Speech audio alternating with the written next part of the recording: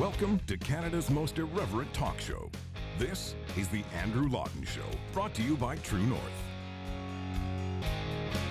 Coming up, some places around the world are lifting restrictions, but Canada is doubling down. Is this what Canadians want? Plus, a new alternative to the science tables that have been imposing these restrictions. The Andrew Lawton Show starts right now.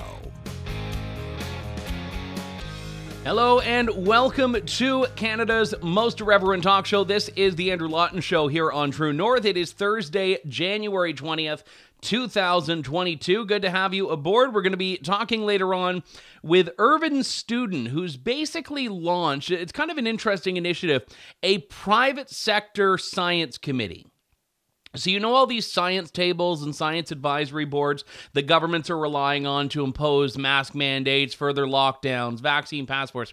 He's launched one outside of the government, and he's assembled real bona fide scientists, doctors, public policy experts, and he's basically running a shadow science table. And unlike the real science tables that work for governments, he's actually got a way on his committee to get out of the pandemic. So we're going to be talking to Irvin Studin about that later on in the program. But first, I want to take a little look around the world at where things are with some of the restrictions, because you'll have no doubt been aware by now, if you've listened to the show over the last few weeks, I've been covering all of these different countries, all these places that are moving forward with vaccine mandates. It started with Turkmenistan back in the summer, then in November, December, we saw Austria, and then there was just a wave of countries like Greece and the Czech Republic and Italy, and Germany was mulling one, countries that started to impose a range of measures, and Quebec, by the way, that would in some way penalize or target the unvaccinated beyond just saying you can't go to a restaurant, but actually with a financial penalty or worse. Well, there's a little bit of good news on the horizon here because the Czech Republic has now walked that back. So under the previous plan, the Czech Republic was going to fine, I forget the exact amount, but they were going to fine people who were police officers, firefighters, medical students, and healthcare workers, as well as anyone over 60 if they did not get vaccinated. But a new government has come in. And this new government is saying, you know what, we are not at all going to do that. They've said that COVID vaccination will not be mandatory. So this is actually an incoming government, and it's a coalition, so like anywhere in Europe, there are a number of parties represented here, but they looked at the landscape, they saw that it was creating deep division in society, and they also realized that pretty much 90% of the people that would have been covered by the mandates have already gotten vaccinated.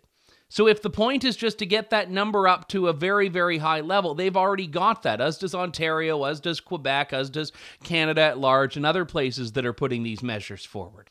And the government is not just saying it's no longer medically necessary. They're very aware of the social aspect of this. The government said they're trying to avoid the deepening fissures in society. So good on the Czech Republic. Perhaps other places around the world will look at that and learn from that. We also have in the UK all COVID restrictions, or virtually all COVID restrictions, about to lift. Prime Minister Boris Johnson made the announcement yesterday in the House of Commons. Take a look at this clip.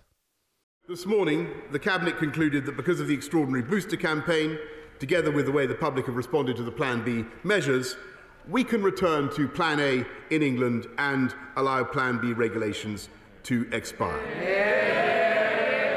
As a result, from the start of Thursday next week, mandatory certification will end. Organisations can, of course, choose to use the NHS COVID pass voluntarily, but we will end the compulsory use of COVID status certification in England. From now on, the government is no longer asking people to work from home. And people should now speak to their employers about arrangements for returning to the office. And having looked at the data carefully, the Cabinet concluded that once regulations lapse, the government will no longer mandate the wearing of face masks anywhere. Mr. Speaker,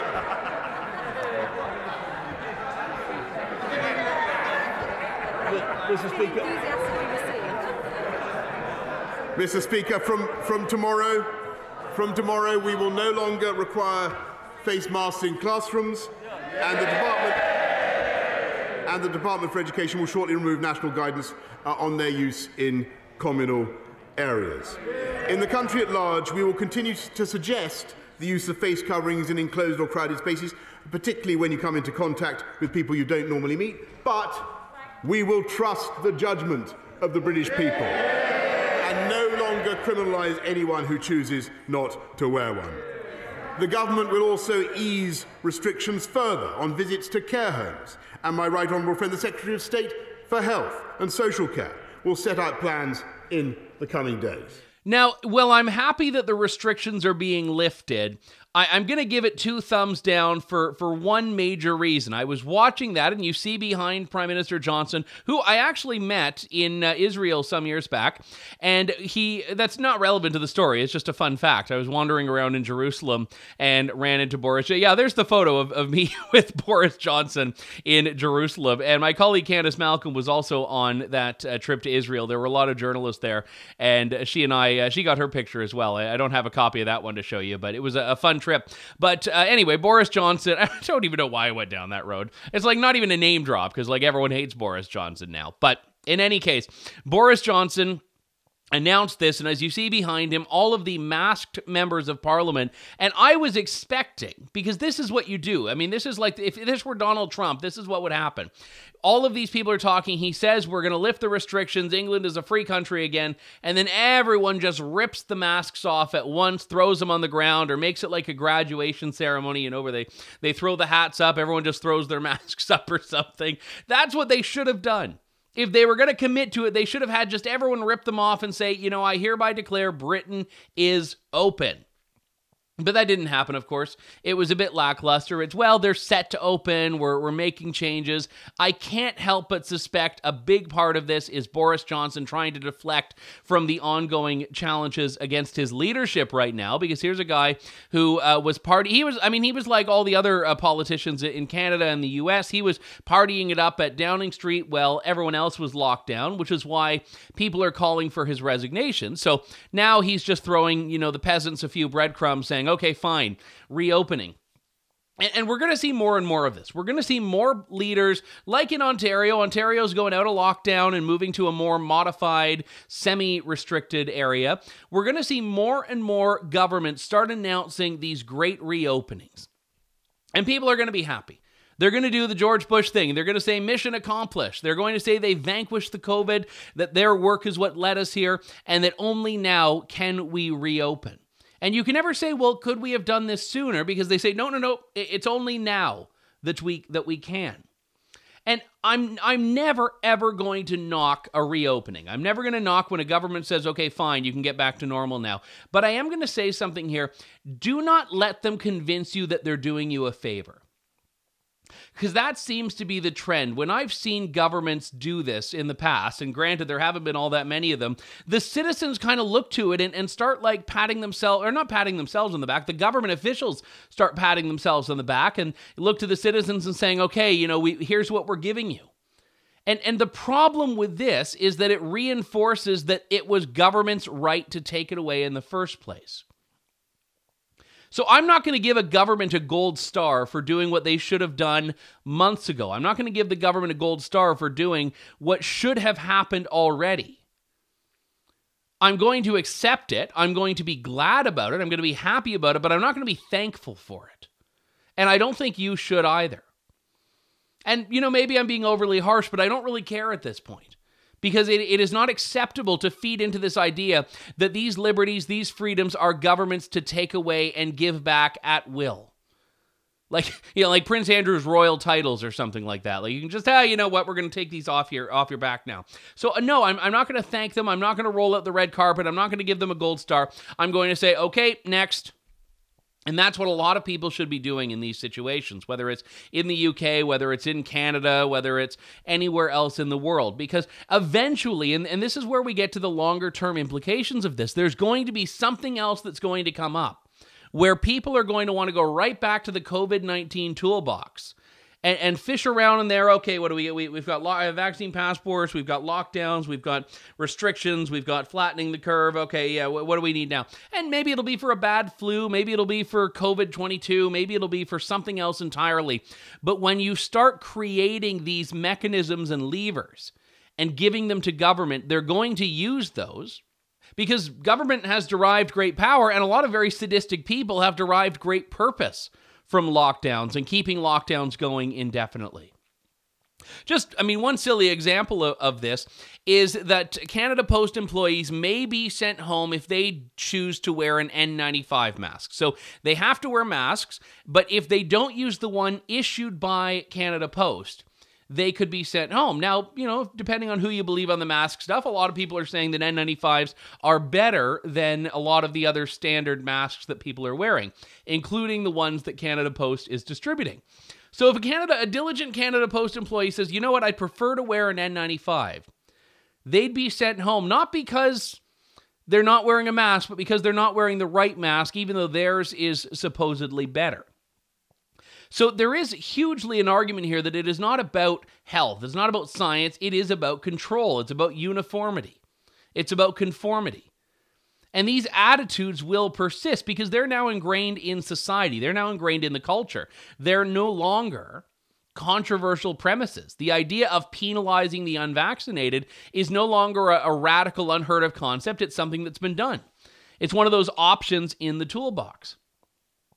You may have seen last week, whichever show it was, I was talking about this poll that had been done at the time that the majority of Canadians were supportive of the idea of doing what Quebec had done and fining the unvaccinated.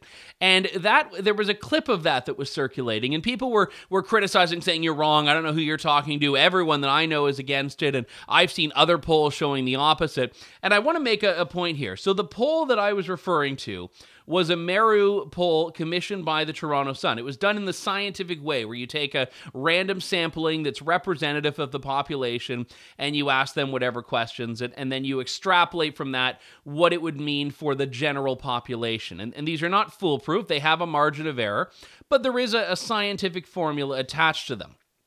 A lot of the conflicting polls that people were sending me were not real polls. They were website polls, like CTV did one, where they just ask at the bottom of a story, do you think people who are unvaccinated should be fined, yes or no? Anyone can go. You can vote multiple times. That is not a real poll. It certainly is a reflection of anger, but those things are not real. They're just done to drive clicks to websites. So the fact of the matter is, yes, there was a scientific poll that said the majority of Canadians would support fining the unvaccinated. Now, you may reject that poll. It may be wrong. That's fine. But when I say that I believe it, I'm not saying that I want to believe it. I'm saying that it does not surprise me at this point, given what I've seen, what I've heard, and a lot of the emails I get from Canadians that are all too willing to hand over their liberties to government. It brought me no joy to report on that. I was not endorsing it. I'm simply saying, yes, I entirely believe it. And that brings me to this poll as well, also from Meru. 27% of Canadians, 27% of Canadians say they support jail time for the unvaccinated. Jail. So they asked them, would it be okay to go so far as to jail anyone who's unvaccinated for up to 5 days? 27% said yes. Again, not scientific. If you've got a family of 4, one of you might support sending the unvaccinated to jail. Now, I mean, obviously, your family might be on the right side, and there are some families where probably all of them are on the wrong side of this. But this was a survey of 1,506 Canadians, again, margin of error, plus or minus 2.5%. But even so, that means we're looking at 24.5% to 29.5% of Canadians who believe that the unvaccinated should be jailed, that you do not, as an individual citizen, have the right to choose your medical treatment, and you also do not have the right to being free from arbitrary detention. Although it wouldn't be arbitrary, because I guess the government would be rather systematic about it. So two-thirds of Canadians in this poll said they are in favor of mandatory vaccination. So, I mean, that's the benchmark there. If you were to just go to the grocery store and ask 3 people, supposedly 2 of them are going to say they would support mandatory vaccination. Now, again, I don't know how correct or incorrect that is, but I think it's certainly plausible. Because remember that all these governments are beholden far more to politics than they are to science, I think. And that's my big fear, that when they're imposing restrictions and lockdowns, that they're listening to polling that are telling them that that is what Canadians want.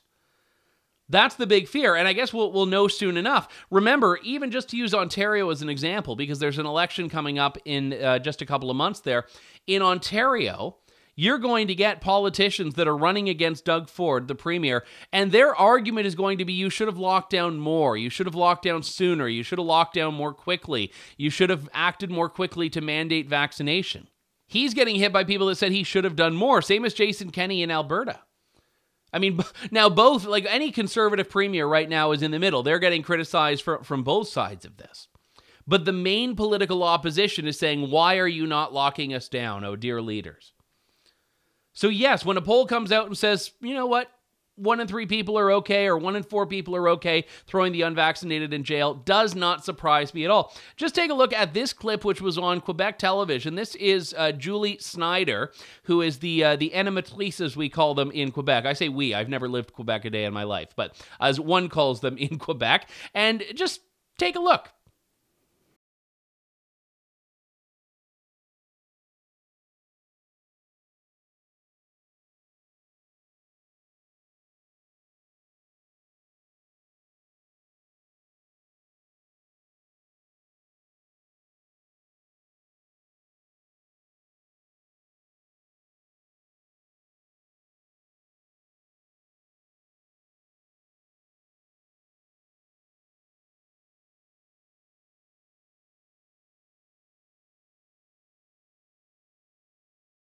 Merci. Now, there were some errors in the subtitles that I want to correct here, because one of them in particular was that young girl who looks, adorable, well-behaved, quite precocious, saying that people need to submit, that little by little you need to make them submit. And then all the hosts, all the adults in the audience are cheering and cheering and cheering and whooping and hollering because they support this. They support not only the premise being advanced by the kids to arrest the unvaccinated, but also that the kids are falling in line, that it's children who are making this point. And Julie Snyder, she has on Twitter apologized for this. She says she never should have asked, and she's very apologetic for doing that, but I don't buy it at all. She did ask. She did make that choice, and more importantly, she made the choice to respond. And the parents of those children made the choice to inject that thinking into the kids, or it might have been their teachers, or it might have been television, or it might have been Justin Trudeau, who had appeared on September on that very show and talked about how the unvaccinated are racist, misogynist. You remember that clip? That was on that show in Quebec. So what's happening here is you've got a generation that, in addition to the other brainwashing that's taking place in education, you can now add on to that the brainwashing that the unvaccinated are just dirty, evil people that should be arrested and thrown behind bars. And yes, when I see that clip, and when you see that clip, I hope that you can understand why I am buying a lot of that polling, which, for all of polling's faults, is suggesting that Canadians will go along with this. Now, again, that's not, to me, a trump card against liberty.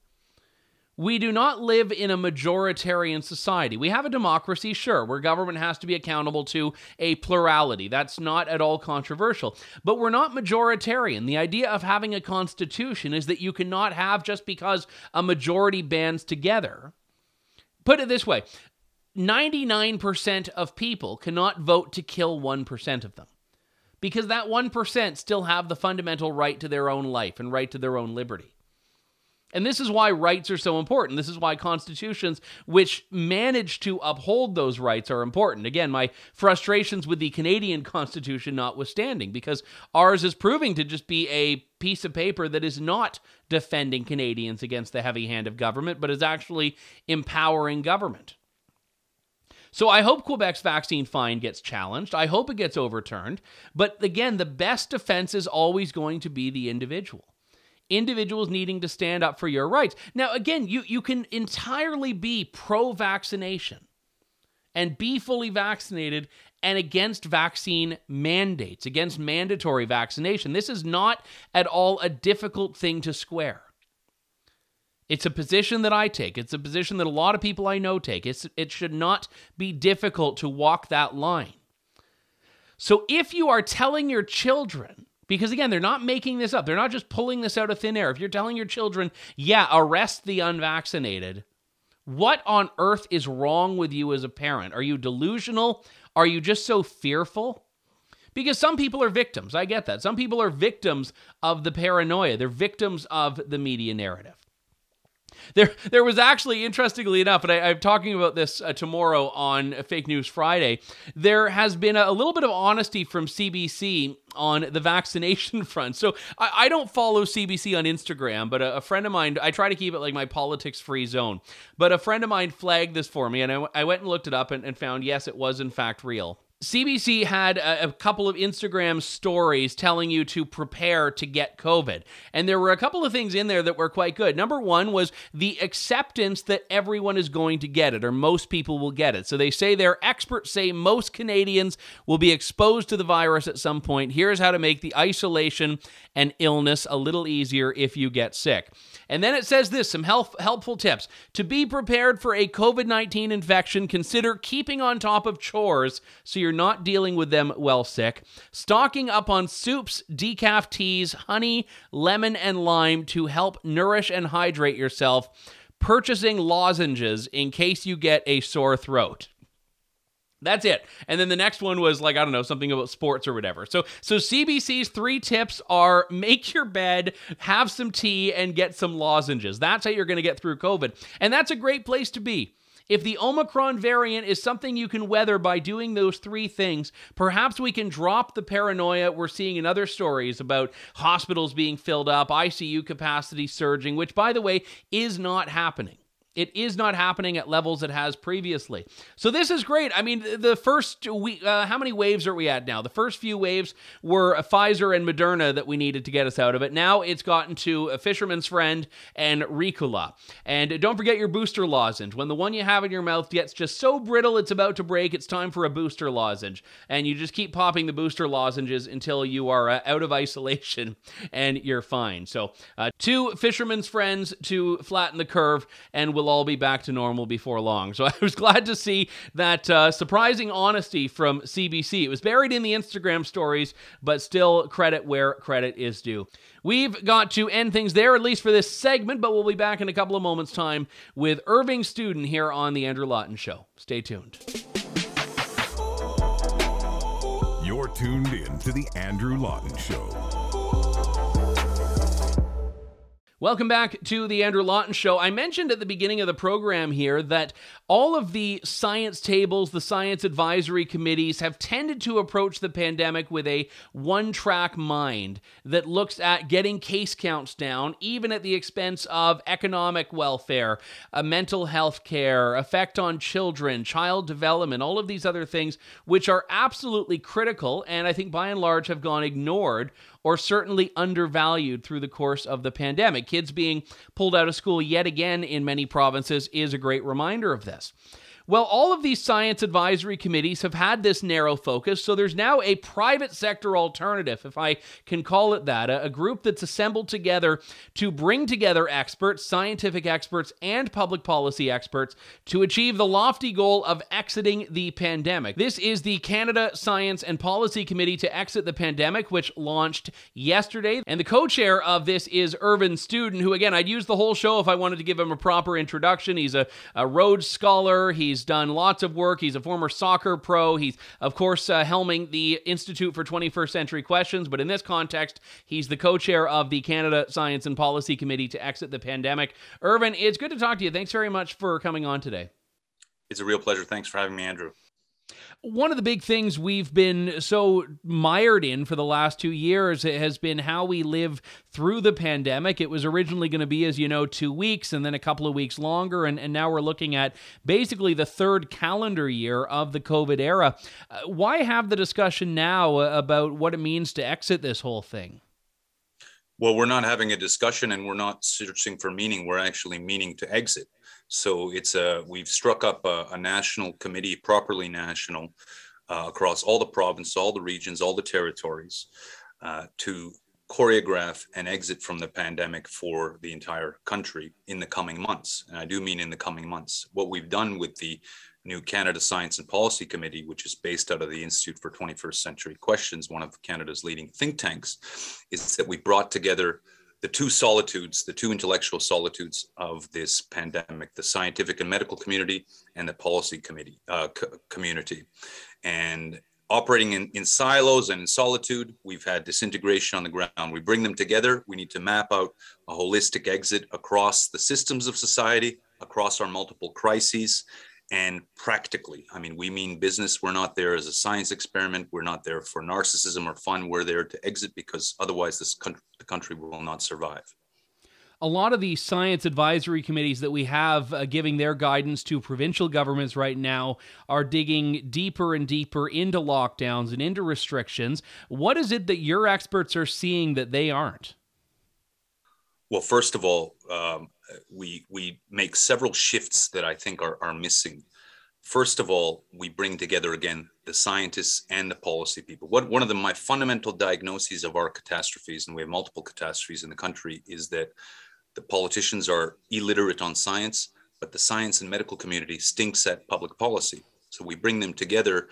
We try to make up for each other's weaknesses and advance each other's areas of expertise.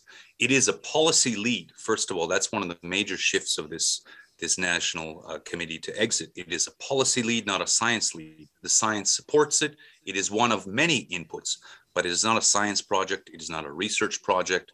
We are not following the science. The science informs the policy. We are not, as one Ontario official said, looking at the virus as in charge. We can't do anything. The virus is in charge. Nay, this is a policy lead. It is to exit. It is to choreograph an exit that has been already choreographed in many other advanced and less advanced countries, no less. The other shift is that we're doing real systems thinking across the systems. Andrew, you'll appreciate that in our country today, we don't have one single crisis. We actually have 6 or 7 crises of system nationally. We have the pandemic. We have public health writ large. The pandemic becomes the minor crisis before long. We have a massive education crisis. We have an economic crisis of historical proportions. We have a national unity crisis. We have an international crisis. We have an institutional crisis, and we have a growing social crisis, one of broken norms. We need to work across all these systems and exit in the coming months. Many countries in Europe, in Asia, in Africa, in the Middle East, and in Latin America are already exiting. This is a unique committee in that it's practical. We bring together really properly national experts across all the disciplines, representing all parts of the country. That's the other unique thing. It is really national. And we plan to exit because the country needs it desperately. And we will provide both the advice and the courage and the vocabulary and the frameworks to do so. Is this plan one that only governments are in a position to accept or reject, or is there something here that businesses and individuals can take from as well as they move forward?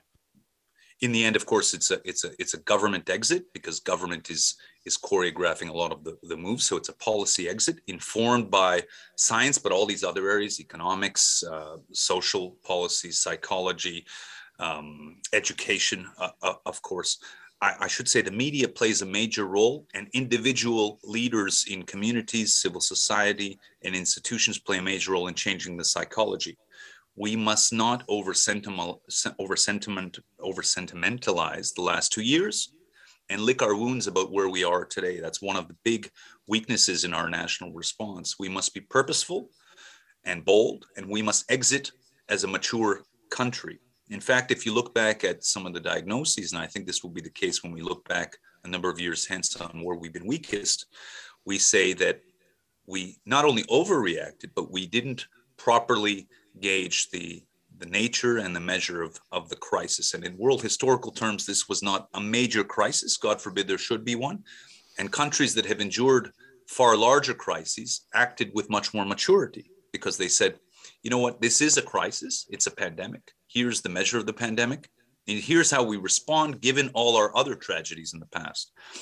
Fortunately for Canada, we haven't had major public catastrophes at this scale over the last 100 years, even almost since Confederation, if I may be so bold.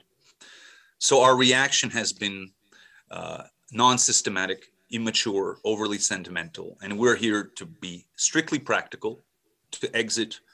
And we mean to exit because as proud Canadians, we realize that if we continue, the forward scenario is not status quo, it is continued disintegration, including the possible collapse of the country. So we need to reverse that energy, and we mean to do it in the coming few months. So let's talk about a parallel universe here in which your committee is the one driving public policy in Canada or in one or all of the provinces here. What's the day one action that you'd take to implement this plan? What do you put in place right now, and what does the next few months look like? Well, first of all, let's talk about when the exit actually happens, when we declare that this is over for all practical intents and purposes for Canada. I believe it has three parts. One is that COVID becomes largely endemic and seen thus. And I believe the Chief Medical Officer of Health of Canada, Theresa Tam, declared that we're trending towards that even yesterday. A number of countries are already there. A number of countries are extrapolating that. So the pandemic becomes endemic. It has seasonal intensity.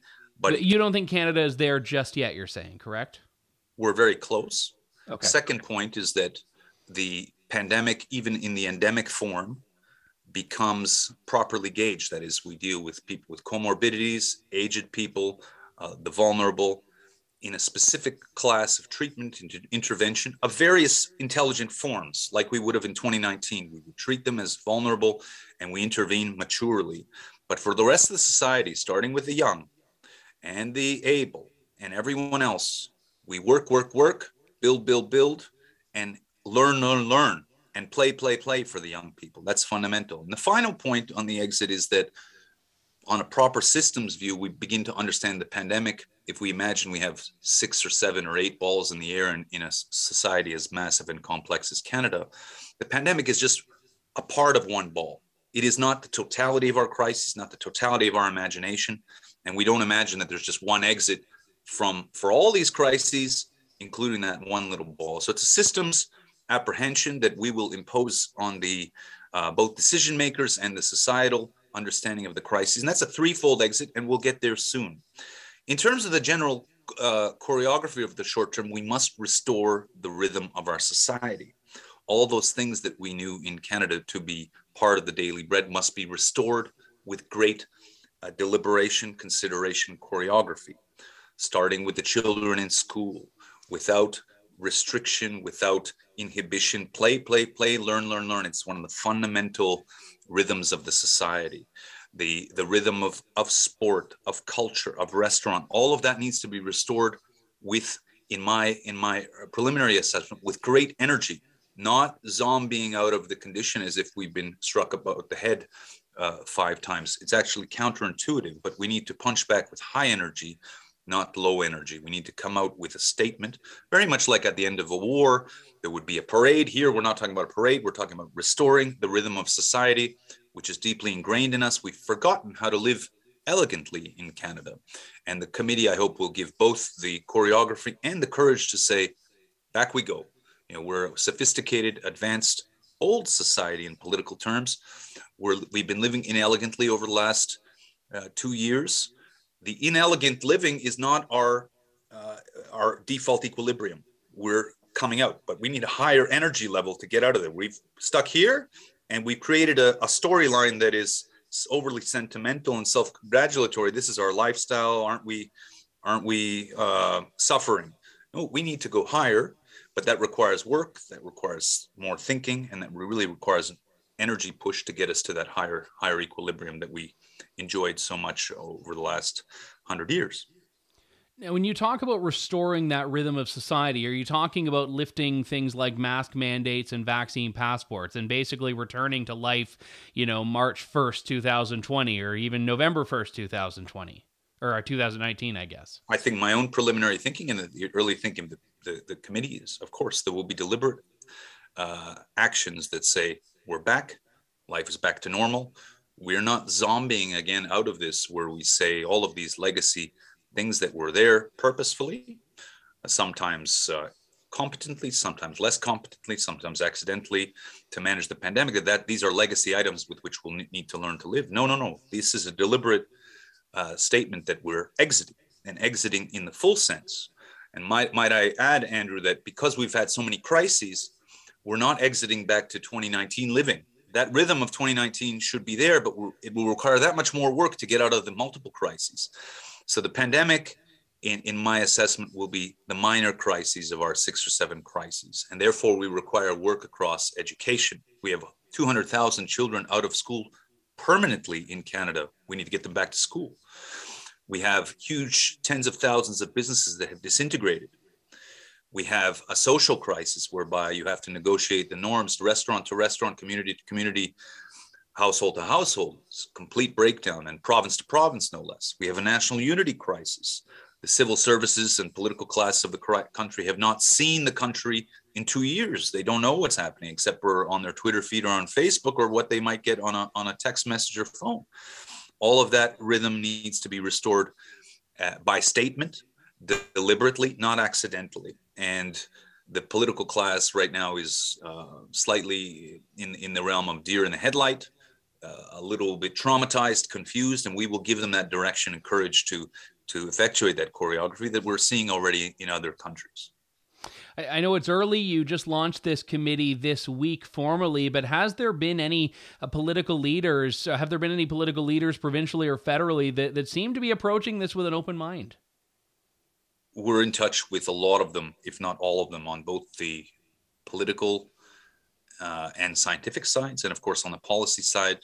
And we're strictly non-ideological, non-partisan, always practical, very much in the tradition of the Institute for 21st Century Questions. The mandate of the committee is strictly practical. We will give advice, we will speak to everyone, and we will, I expect, to give courage to the country to declare an exit in the coming months. That is the plan. That is my expectation. Well, that is my hope as well. Joining me is, of course, the chair of the Worldwide Commission to Educate All Kids, the president of the Institute for 21st Century Questions, and the co-chair of the Canada Science and Policy Committee to Exit the Pandemic. And I didn't mention him earlier, but the other co-chair is Dr. Kwadwo Kyeremanteng, who's been phenomenal on this as well. So glad to see he's involved. Thank you very much, Irvin, for your time today. Really appreciate it. Thank you, Andrew. Irvin Studin, thanks again for your time. Listen, he's got some great names on there. Dr. Martha Fulford, who's been a solid advocate, especially on the school reopening aspect, as has Dr. Kwadwo Kyeremanteng, who has the Quadcast, which is something you should definitely listen to. Again, he's been a doctor that's pushed back against a lot of those who just want lockdowns indefinitely. So I was very glad to see his name there. And also public policy people, former politicians, current politicians, people that have an eye for public policy where a lot of the medical advisors and science advisors have not. One of the biggest problems I talked about earlier on in the pandemic was that people with a one-track focus on one particular outcome, who are unconcerned with economic outcome, unconcerned with child development and child welfare, and all of these other things, were directing policy based on one particular metric, which was an important one, but not something that you can take at the expense of all of these other things. So I would say we could probably expedite that exit from the pandemic sooner. Like I said a couple of weeks ago, the pandemic is over when people say it is. But I'm glad to see some intellectual and academic gravitas coming towards that perspective, that politicians have to just put their line in the sand and say, you know what, we're leaving this thing.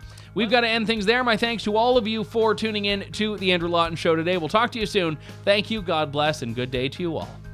Thanks for listening to The Andrew Lawton Show. Support the program by donating to True North at www.tnc.news.